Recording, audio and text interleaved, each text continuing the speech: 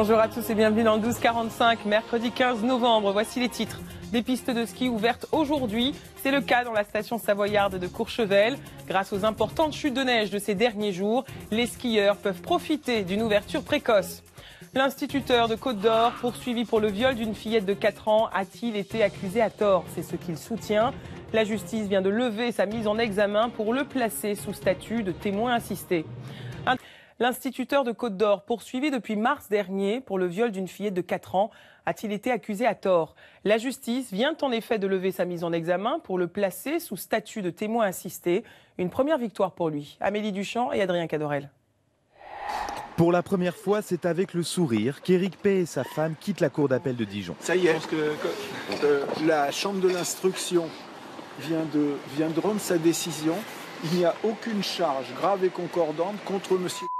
Il peut reprendre ses activités professionnelles. Selon cet instituteur de 43 ans qui ne souhaite pas que son nom soit divulgué, cette décision s'apparente à un répit dans un calvaire judiciaire débuté il y a tout juste un an.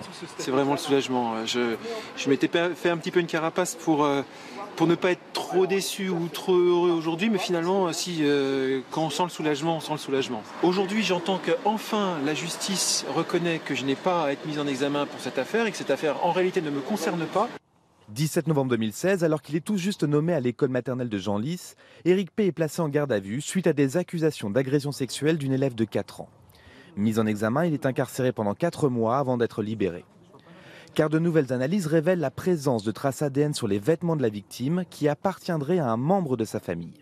Un rebondissement qui a donc conduit la justice à modifier ce matin le statut judiciaire de l'instituteur de mise en examen à celui de témoin assisté.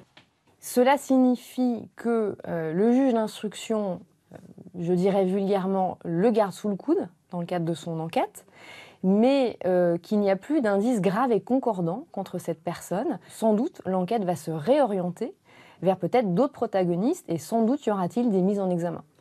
Dans l'attente de nouvelles avancées de l'enquête, Éric Pey poursuit désormais un seul objectif, celui d'un non-lieu prononcé par la justice qui reconnaîtrait ainsi son innocence.